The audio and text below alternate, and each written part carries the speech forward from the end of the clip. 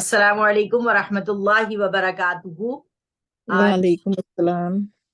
آج 20 شعبان المعظم 1444 ہجری ہے اور 13 مارچ 2023 ہے۔ آج منڈے کا دن ہے۔ آج انشاءاللہ العزیز ہم پڑھیں گے باب نمبر 230، ہر مہینے 3 روزے رکھنے کے مستحب ہونے کا بیان۔ بسم اللہ الرحمن اللہم صلی علی محمد وعلی آل محمد کما کما صلیت علی صلی علی ابراہیم ابراہیم وعلی آل ابراہیم ابراہیم انک حمید مجید۔ اللہم بارک علی محمد وعلی آل محمد آل کما محمد بارکت کما علی ابراہیم بارکت علی ابراہیم وعلی آل ابراہیم انک حمید مجید۔ رب اشرح لی صدری ویسر لی امری واحلل عقدۃ من لسانی یفقہوا قولی یفقہوا قولی یفقہوا قولی۔ رب زدنی علما رب زدنی علما رب زدنی علما ربی انی لما انزلت الی من خیر فقیر۔ ربی هب لی حکما والحقنی بالصالحین واجعل لی لسان صدق فی الاخرین آمین یا رب العالمین۔ جی باجی جان۔ بسم اللہ الرحمن الرحیم۔ باب استحباب صوم ثلاثۃ ایام من کل شہر، ہر مہینے 3 روزے رکھنے کے مستحب ہونے کا بیان۔ والافضل صومها فی الایام البیض وہی الثالث عشر والرابع عشر والخامس عشر وقیل الثانی عشر والثالث عشر والرابع عشر والصحیح المشہور هو الاول۔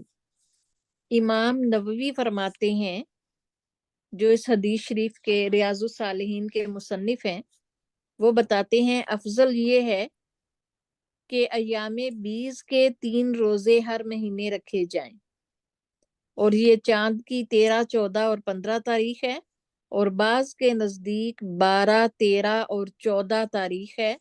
صحیح اور مشہور پہلی بات ہے، یعنی 13، 14 اور 15۔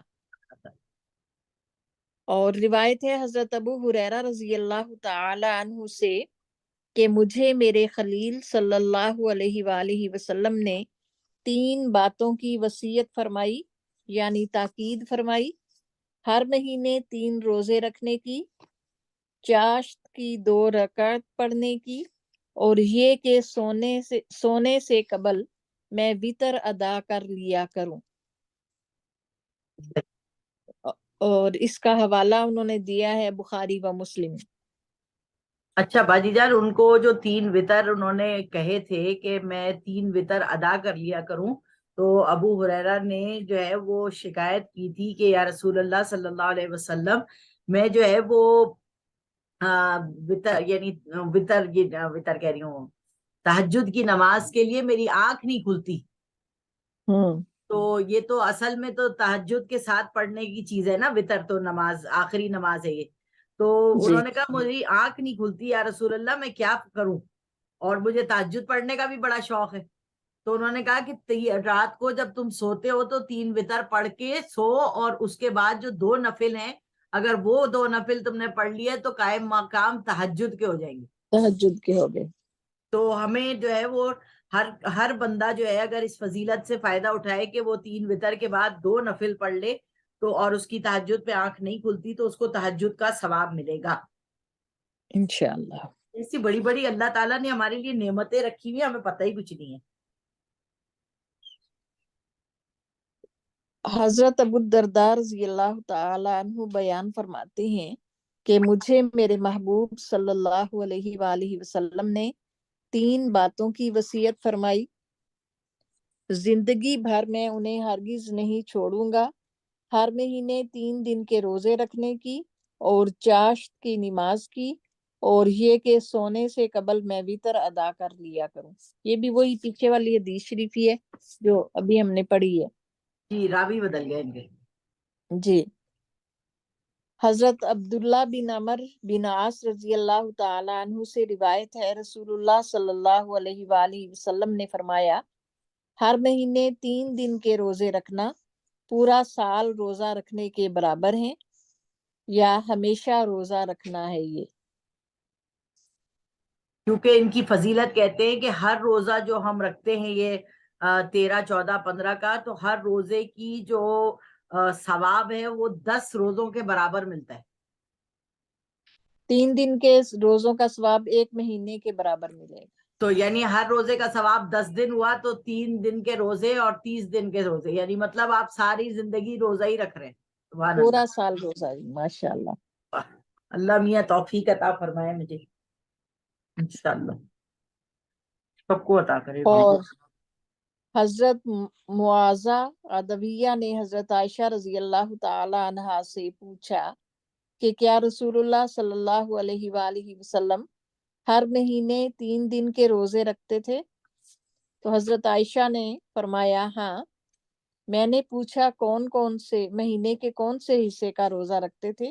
حضرت عائشہ نے جواب دیا آپ یہ پرواہ کیے بغیر کہ یہ مہینے کا کون سا حصہ ہے روزہ رکھتے تھے. کتنی اچھی بات پتا چلی. لوگ پھر اسی کو ہی لے کے بیٹھ جاتے ہیں کہ جیسے ایام 20 کے روزوں کے بارے نہیں, ایام 20 نہیں, وہ جو شش عید کے روزے کہتے ہیں اگر آپ نے عید کے دوسرے دن اگر آپ نے پہلا روزہ رکھ لیا تو آپ 6 روزے رکھیں, ورنہ اگر آپ نے عید کے دوسرے دن روزہ نہیں رکھا تو آپ کا روزہ نہیں ہوگا. پہلے یہ کانسیپٹ تھا. جی تو اب یہ ہے کہ سارے مہینے میں کسی دن بھی رکھ لیں, 6 روزے رکھ لیں.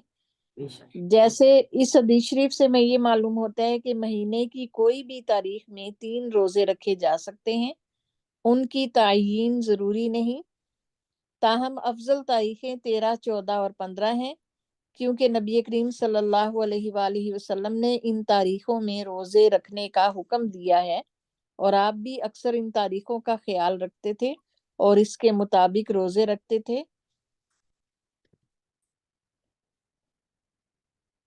جیسے اگلی روایت میں واضح. ٹھیک ہے جی. اور روایت ہے حضرت ابو ذر رضی اللہ تعالی عنہ سے, رسول اللہ صلی اللہ علیہ وآلہ وسلم نے فرمایا جب تو مہینے میں 3 روزے رکھنے کا ارادہ کرے تو 13, 14 اور 15 تاریخ کا روزہ رکھ. یہ بھی وہی پیچھے والی ساری ایک جیسے ہیں, احادیث ہیں ایک جیسی. حضرت قتادہ بن ملحان رضی اللہ تعالی عنہ سے روایت ہے کہ رسول اللہ صلی اللہ علیہ وآلہ وسلم ہمیں ایام 20 یعنی 13, 14 اور 15 تاریخوں کا روزہ رکھنے کا حکم فرمایا کرتے تھے. اور حضرت عبداللہ بن عباس رضی اللہ تعالی عنہ فرماتے ہیں کہ رسول اللہ صلی اللہ علیہ وآلہ وسلم اقامت اور سفر دونوں حالتوں میں ایام 20 کے روزے نہیں چھوڑتے تھے.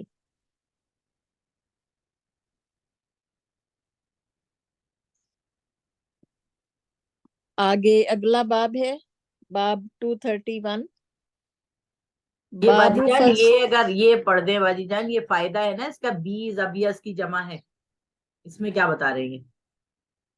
اس میں وہی بتا رہے ہیں 20 ابیض کی جمع ہے یعنی سفید. 13, 14 اور 15 تاریخوں کو ایام 20 روشن دن اس لیے کہتے ہیں کہ ان کی راتیں چاندنی کی وجہ سے روشن رہتی ہیں. ان راتوں کے بعد چاند بتدریج گھٹنا شروع ہو جاتا ہے. بہرحال ان مذکورہ حدیثوں سے واضح ہے کہ ان تاریخوں میں 3 روزے رکھنا افضل ہے, تاہم جواز دوسری تاریخوں میں بھی ہے. یعنی کچھ نفلی روزے ایسے ہوتے ہیں جو ان تاریخوں کے علاوہ آتے ہیں تو ان کو بھی رکھ سکتے ہیں. ٹھیک ہے, جیسے پیر جمعرات کا, جیسے 9, 10 محرم کا روزہ ہے, جیسے 10, 11 کا ہے, وہ بھی ان سے پہلے آ رہا ہے نا. بالکل. تو جیسے حج کے دنوں میں رکھتے ہیں 9 اور 10 کا روزہ, 10 ذوالحج, 9, 10 ذوالحج کا, تو وہ بھی ان کے علاوہ ہے.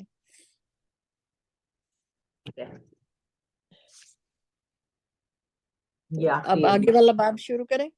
جی باجی جان, یہ تو ہمارا مکمل ہو جائے گا. یہ آپ حدیث دوبارہ پڑھ دیں گی نا تو یہ ہمارا پورا پیج جو ہے نا یہ فنش ہو جائے گی یہ کتاب, اور ہمارا کتاب الاعتکاف, یعنی جو ہم پیچھے سے دہرا رہے تھے وہ چیزیں ہماری مکمل ہو گئی آج الحمدللہ. جی یہ والا بھی پڑھ ہی لے باجی جان تاکہ وہ سوال بنا دے گی پھر سے اس کا, کیونکہ انہوں نے بنایا نہیں نا. باب فضل من فطر صائما وفضل الصائم الذي يؤكل عنده.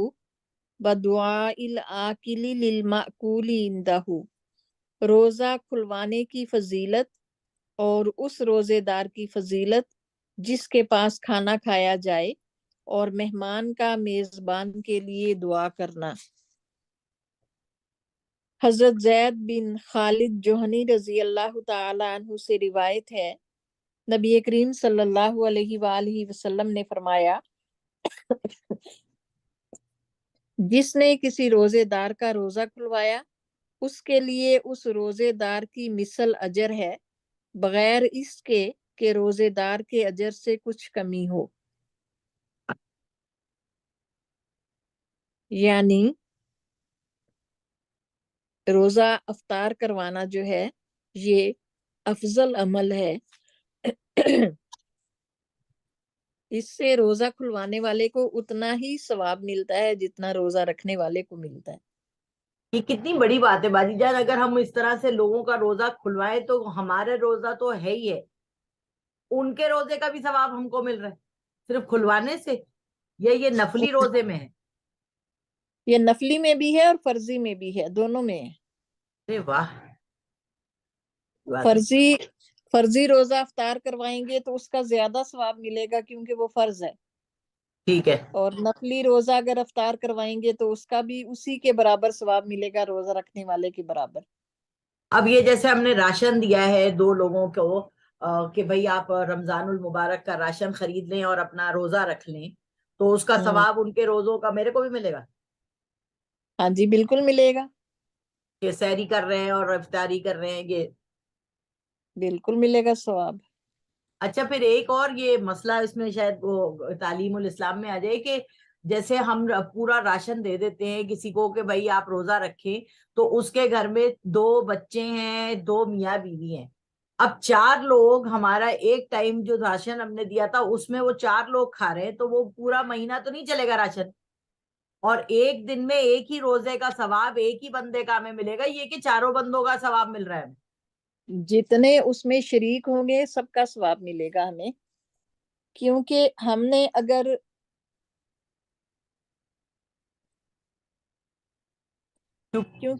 اگر روزے کا مثال کے طور پہ فدیہ دینا ہے، ہم نے پورے مہینے کا فدیہ دینا ہے کسی کو، ہم وہ ساری رقم اس کے ہاتھ میں دیتے ہیں کہ آپ اپنی مرضی سے خرید لیں جو آپ نے کھانا ہے، جو آپ کو پسند ہے، تو اس میں چاہے ایک بندہ کھائے چاہے 4 بندے کھائیں، ہم نے اپنی طرف سے اپنے پورے مہینے کا ان کو ادا کر دیا، ٹھیک ہے نا؟ ہاں، تو آگے باجی جان یہ دیکھیں جتنے نا، بھی میں نے روزہ نہیں رکھا، میں نے آپ کو پیسے دیے کہ آپ میرا روزہ رکھ لیں، ٹھیک ہے، اب آپ اپنے میاں کو بھی کھلا رہی ہیں، اپنے بچے کو بھی کھلا رہی ہیں، تو وہ جو مہینے بھر کا راشن میں نے دیا وہ تو آپ نے ختم کر دیا 10 دن میں، تو میرے جو پورے مہینے کا روزے کا رکھوانے کا وہ تھا وہ تو پھر فوت ہو گئی نا چیز، کیونکہ ایک ٹائم میں ایک دن میں ایک ہی روزے کا ثواب ملتا ہے، یہ نہیں کہ وہ 4 روزوں کا ثواب مل رہا ہے، یہ بڑا کنفیوژن ہے اس چیز میں۔ نہیں، لیکن آپ کی نیت آپ کے ساتھ ہے، ٹھیک ہے، ہاں، آپ نے اپنے پورے مہینے کے روزے کا فدیہ دیا ہے، ٹھیک ہے نا؟ ہاں، تو اب ٹھیک ہے، اس میں سے جتنے بھی افطار کریں گے، اس میں روزہ افطار کریں گے، تو وہ ایک ہی تو روزہ ہوگا؟ اگر وہ 10 دن میں کر لیتے ہیں وہ 4 لوگ، ٹھیک ہے، ہاں، مثال کے طور پہ، تو آپ کو تو سارے روزوں کا ثواب مل گیا نا۔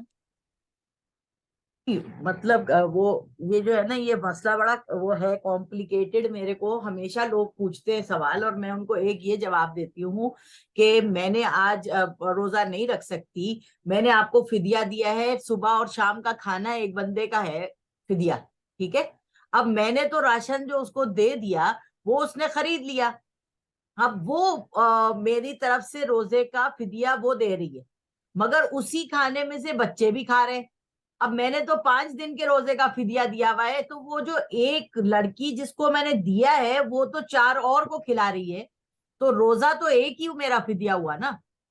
جیسے مثال کے طور پہ فدیہ ہے 2 سیر گندم دینی ہے آپ نے، ٹھیک ہے، ہاں، تو 2 سیر گندم ایک لڑکی تو نہیں کھائے گی نا ایک دن میں، نہیں 30 دن میں کھانا ہے نا اس کو۔ کیونکہ صبح شام کا وہ کھانا دے رہی ہے، میری طرف سے روزہ جو رکھ رہی ہے. 30 دن میں 2 سیر تو نہیں کھائے گی نا، وہ 2 سیر تو وہ 1 دن کے لیے مقرر کرتے ہیں نا. 2 سیر گندم ہے یا جو ہے، یہ 1 دن کی مقدار ہوتی ہے ایک روزے کی. 2 سیر کتنا ہوتا ہے؟ 2 کلو. ہاں جی، 2 کلو سے تھوڑا سا کم. تو ٹھیک ہے، یہ والے مسئلے بھی ہم پڑھیں گے انشاءاللہ تعالیٰ. شاید یہ تاریخ اسلام میں ہمارے پاس آئے. وہ کھول کے دیکھیں کیا باجی جان؟ میں آپ کو دکھاؤں. پہلے اس کو مکمل کر لیں پھر اس کو کھولتے ہیں. ہاں یہ پڑھ لیجئے کیونکہ بس یہ آخری حدیث ہے.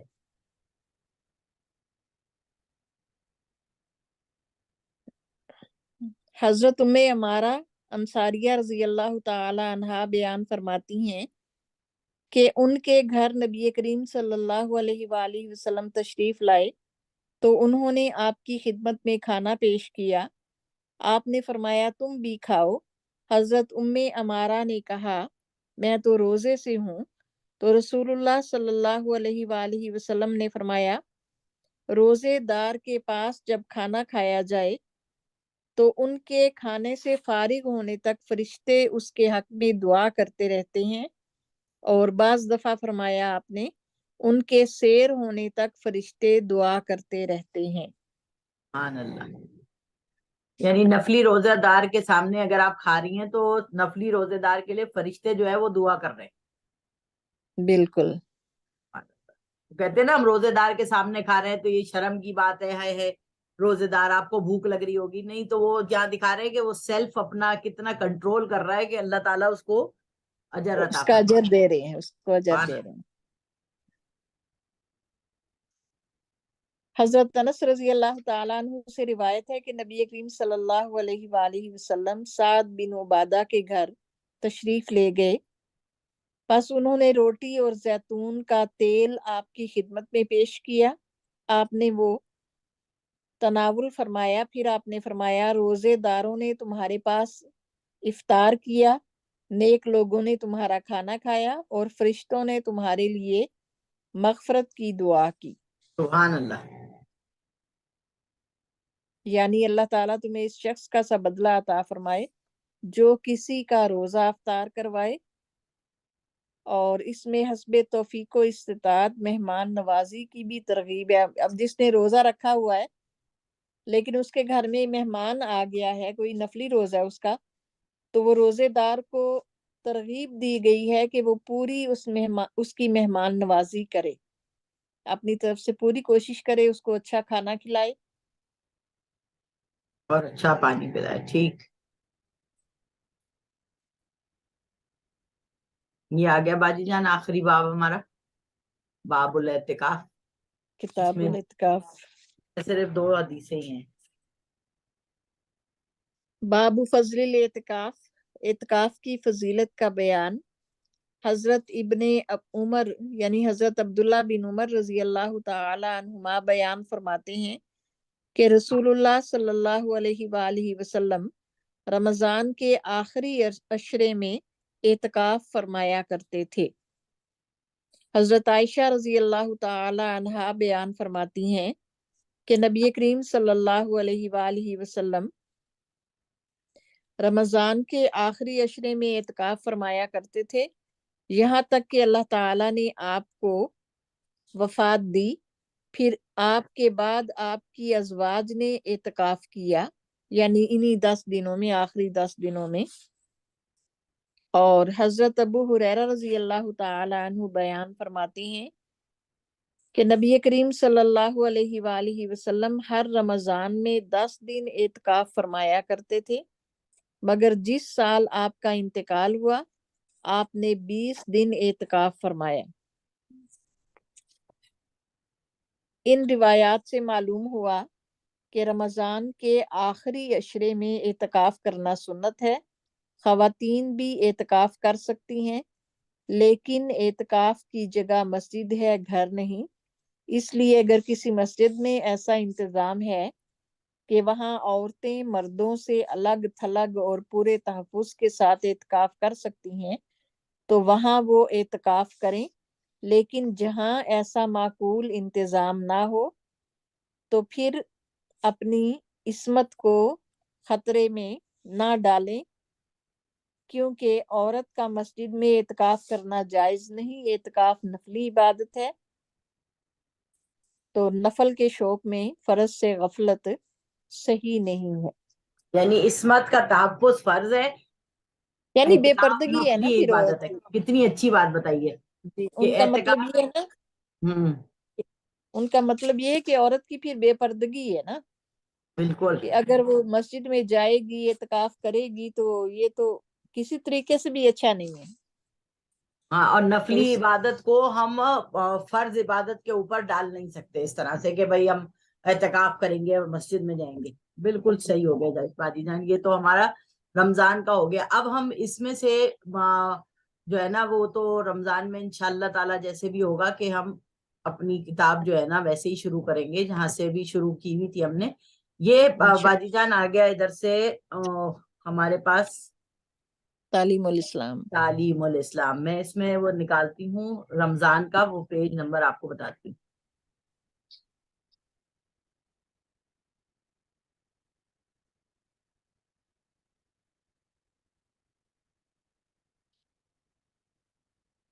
اللہ کتنی ساری چیزیں آ رہی ہیں، تراویح کے احکامات آ گئے، روزہ کہاں گیا، یہ آ گیا باجی جان، 193 پیج ہے۔ آپ جب اپنے پاس سے کھولیں گی نا تو 193 پیج ہوگا آپ کے پاس۔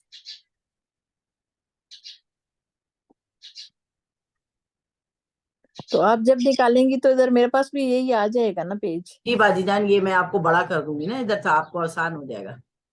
ٹھیک ہے، ابھی دیکھتے ہیں کہ آپ کے لیے یہ آپ کو دکھ رہا ہے، یہ جی دکھ رہا ہے۔ اس کو ہم دوبارہ سے نا دوسرے اس میں ریکارڈ کرتے ہیں، ایک سیکنڈ۔